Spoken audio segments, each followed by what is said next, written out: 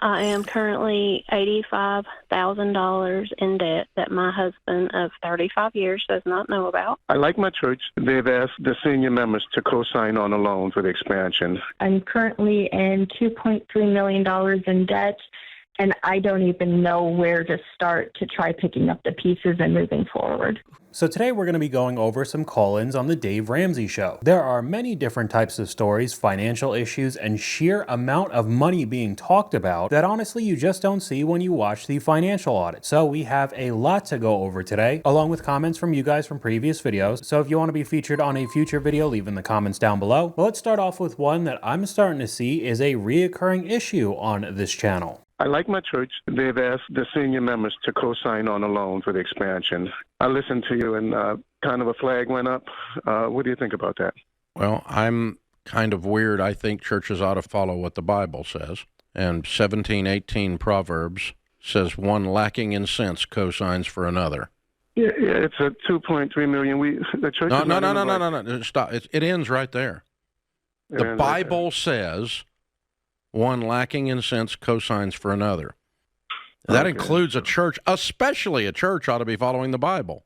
No way I'm doing this. Now, of course, I don't have to say how ridiculous this is, but another thing that I caught is that he said that the church asked senior members to co-sign. You could take that statement in a couple ways. Either the older people generally have more money to spend or to put towards a loan, or the other coin is that maybe they're not 100% there. When we've gone over a lot of the scams that have been happening recently, one that comes to mind is a clip of an old woman thinking that she was talking to Elon Musk and she was getting Visa gift cards, and the cashier with their manager at the store had to stop her because, to be honest, she was very old and just not all there in the head. So this seems especially devious to me, but this has come up a number of times now. Another example with the call-in, somebody was saying that God told them to invest in these certain meme coins. There was another dude that made the Jesus meme coin and said that God told him to do that as well. Just an absolute mess of a situation, and yet another avenue to take advantage and scam people. Some of the comments, this is a form of elderly abuse. No decent church is asking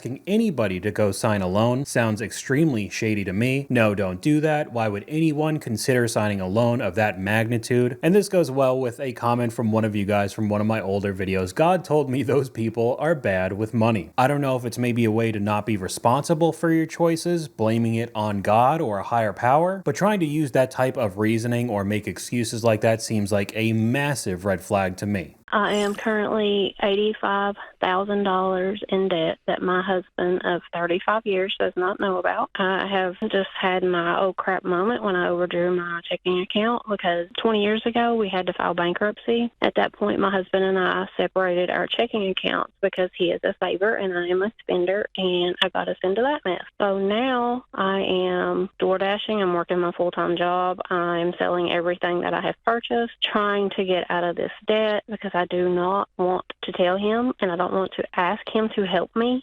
And I can't find, and DoorDash where I live is not that popular because it's just a rural area. So how much do you make? I make $38,000 a year. Becky, what's the $85,000? It's all credit cards. Wow. And what are you buying? Like what's on the bills? I was buying anything and everything I wanted. If my kids wanted something, which they're now grown, I would buy them something.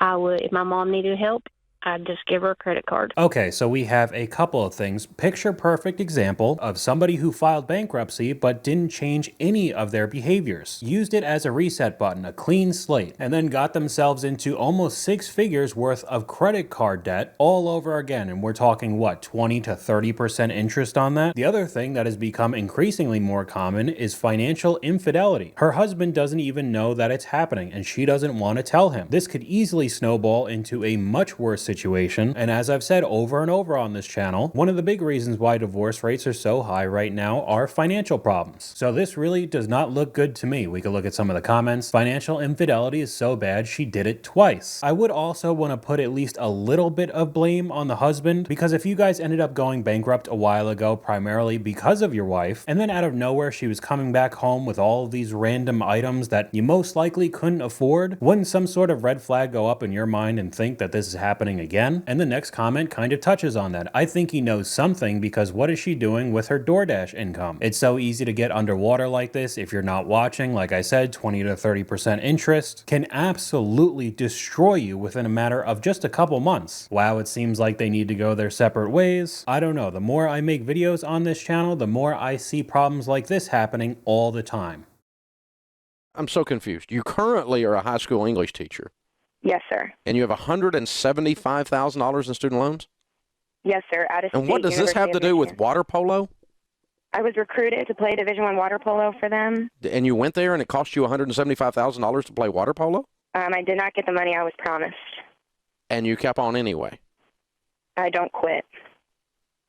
I quit doing things all the time that are stupid. Okay, so this one was short and sweet, but I don't care what sport you play. If you get recruited and actually have a full ride to a school, you're in way better of a position than most people going to college right now. But something shady happened and she didn't end up getting the full ride, but still decided to go to the school and rack up almost $200,000 in student loans to play that sport for the school because she doesn't quit. I don't really know what to say with that one, but we could go to the comment section.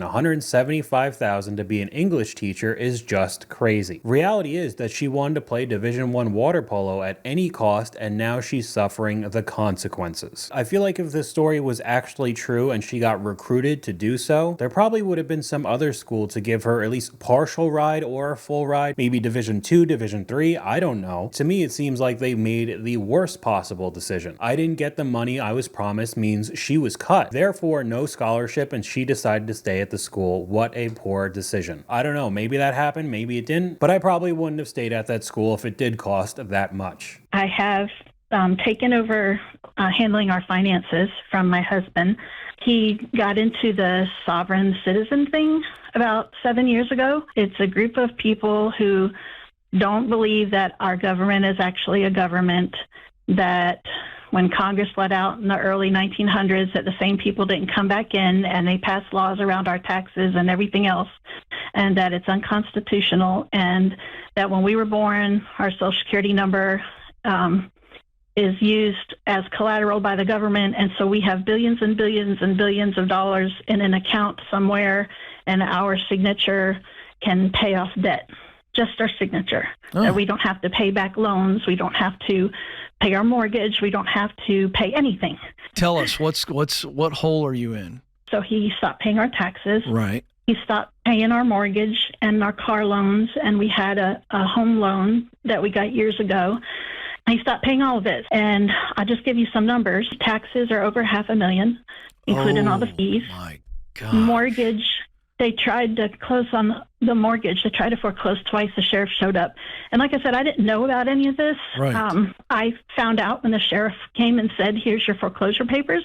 You need to be in court next week. This sounds like somebody who is chronically online. They start getting into the Reddit threads or the Discord groups, and they start going down these types of rabbit holes. That also now affects your family. It's not just yourself. I feel like a lot of people have probably seen those videos online of the sovereign citizens having a whole bunch of problems. Say if they get pulled over by the police, they start arguing, they end up getting arrested. And I don't think I need to tell you that there are many problems with our government, but as we've seen on this channel, if the government wants their money, they're going to get their money. So not paying taxes or really any bills is a surefire way for your house to get foreclosed, your cars to get repossessed, basically everything you have. And again, he made this decision that's affecting his family. It's not just himself. I just don't understand how you could be that way. I am 35, married with a kid and a second on the way.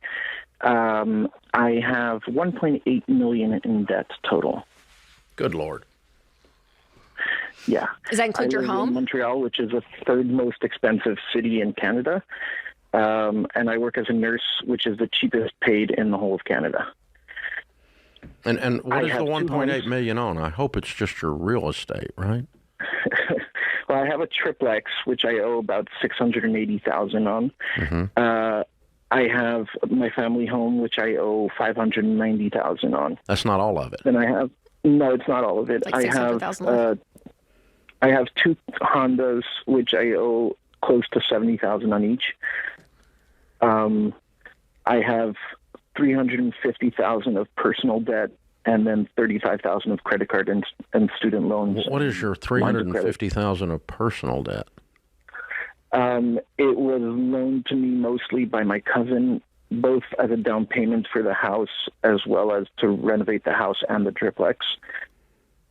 Wow. Okay, so this person looks like they jumped into the deep end immediately. Now, this is in Canada, so it's a bit less if we convert it to USD, but you ended up buying a triplex to try to do that real estate empire type of stuff that we've all seen online, right? As well as owning your own single family home outside of it, because most of the time that I see, if you get a duplex or a triplex, you live in one of the units and rent out the other ones, but they didn't decide to do that, and they had a cousin loan them most of the money to be able to buy their own house along with renovations. Adding on top of it the 2 Honda car payments that after the conversion are still $50,000 each for a Honda. So now you're in way over your head, including a massive loan from a family member, which is never a good idea. It seems like patience and taking things slow is increasingly more uncommon in today's world. $70,000 on a Honda is crazy. Sell your house and pay off both cars. Live in one of the triplex units and make sure the 2 tenants pay your triplex mortgage.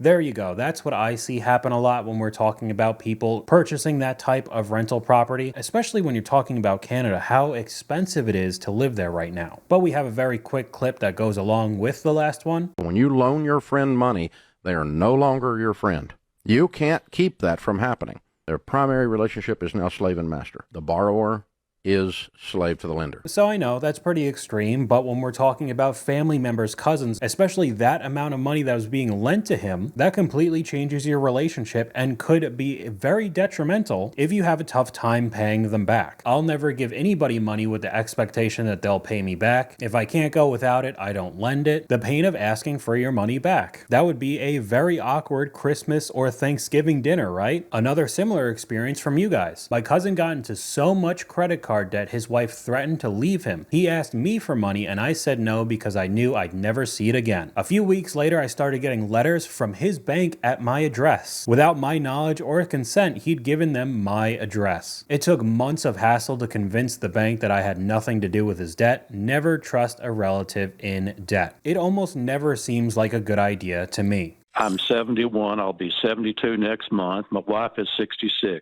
She teaches at a private school. This past summer, in the heat of the summer, for Connecticut, our air conditioning went out completely. And it's going to cost us almost $14,500 to get a new furnace and everything to replace the one that went out. Additionally, my wife took out a parent loan for our daughter to go to college.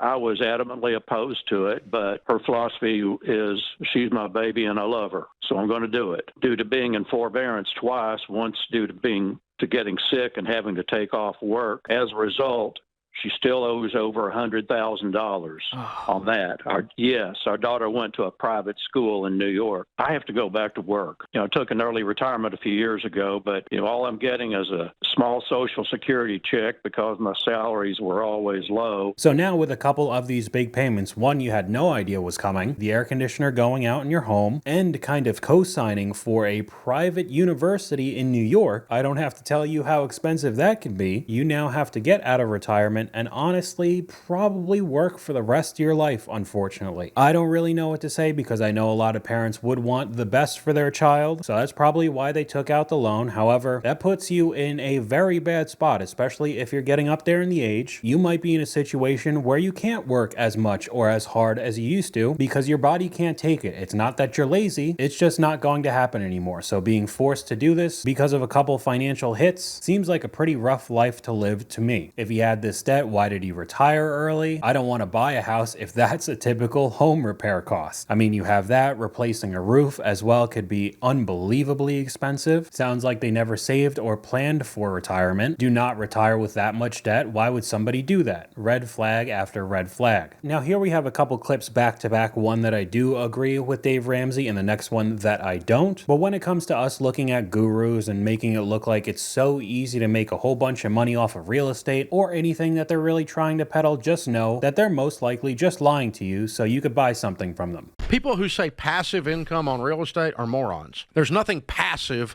about owning real estate. It's active. That's somebody trying to sell you a get-rich-quick seminar on TikTok. What passive is mutual funds. They send me a statement in my inbox. Real estate is a wonderful investment, but do not go into it, folks, with rose-colored glasses thinking it's going to be easy. And I think more and more people are starting to realize this right now. With how expensive real estate is in general, many other financial people online are telling people that it's probably better to rent right now with the high home prices and the high interest rates. You could add on top of it a lot of the stories people are telling with their Airbnb rentals just not being worth it anymore. Tons of areas all over the country have skyrocketed with the amount of listings on Zillow or Realtor, trying to dump their Airbnbs and recoup some of the money, because honestly, it's not as easy as the gurus will try to make it seem. Just put a down payment on a house, then get tenants that'll never have any problems, or buy a condo or something like that in a very popular vacation area, put it up on Airbnb and just start raking in the cash. A lot of people aren't traveling as much because they don't have expendable income like they did before, which in turn means that you don't make as much money either. But we could go over to one of the controversial takes from Dave Ramsey that I don't agree with.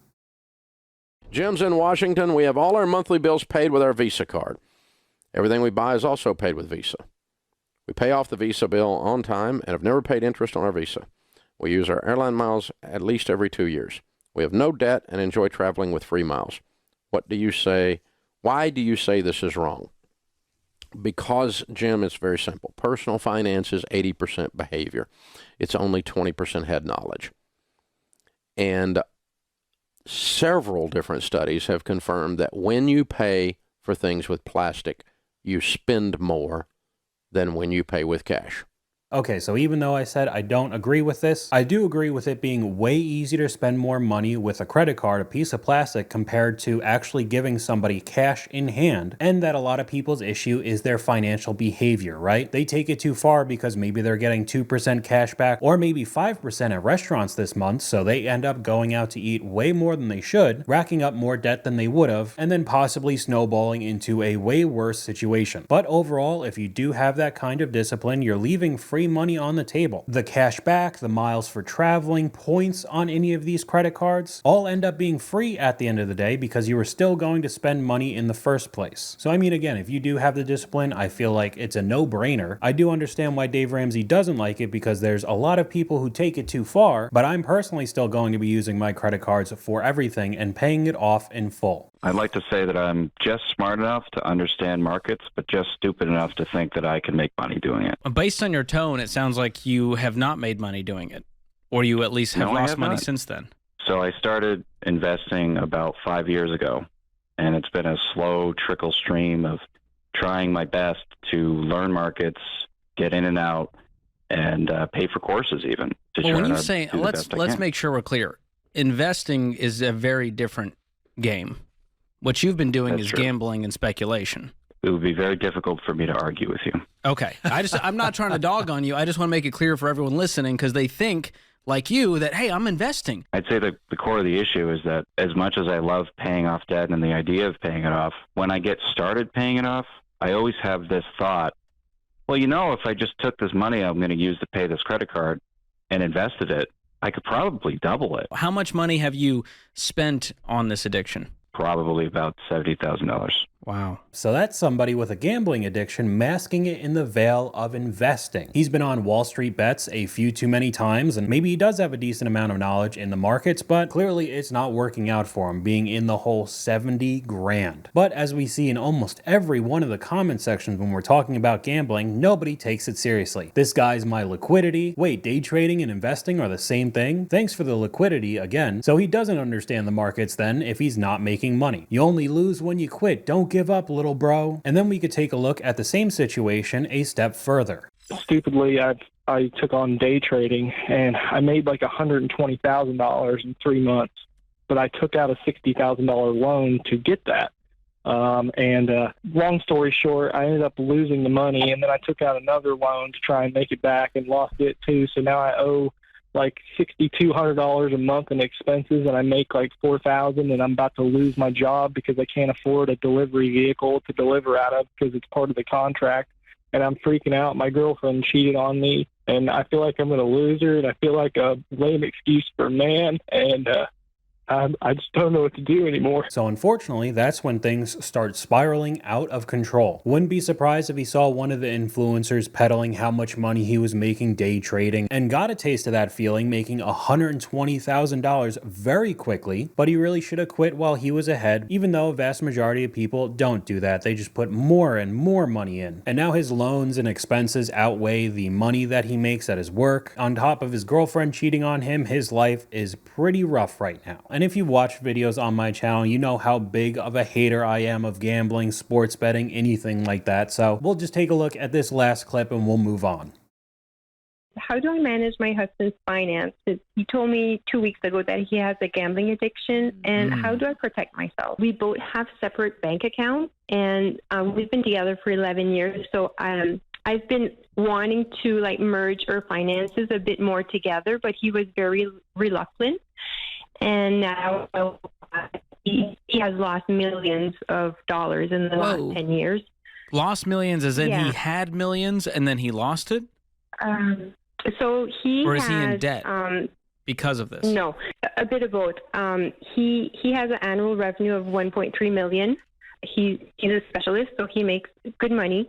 And I calculated he owes about $1.1 million that I have to pay, or he has to pay in the next year or so, in order to make sure that we don't get into trouble. So he is in debt to it. Are they people or are they reputable? No.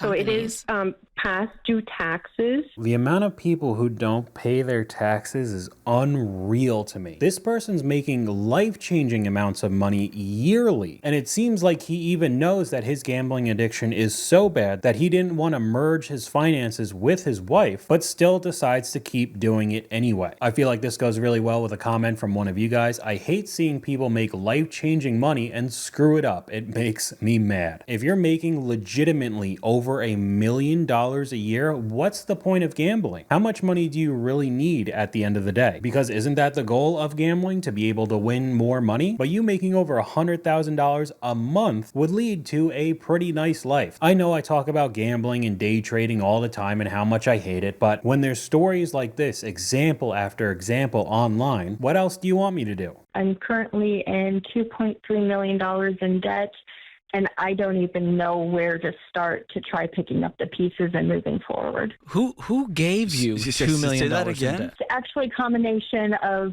business debt from a business that we had to close, medical debt. We actually had 2 medical emergencies happen within days of each other. And now you're on the hook for how much total in medical debt? Her medical debt is, I haven't gotten any of the stuff from this surgery, but thankfully insurance covers the majority of it. Probably about $400,000 for just her stuff.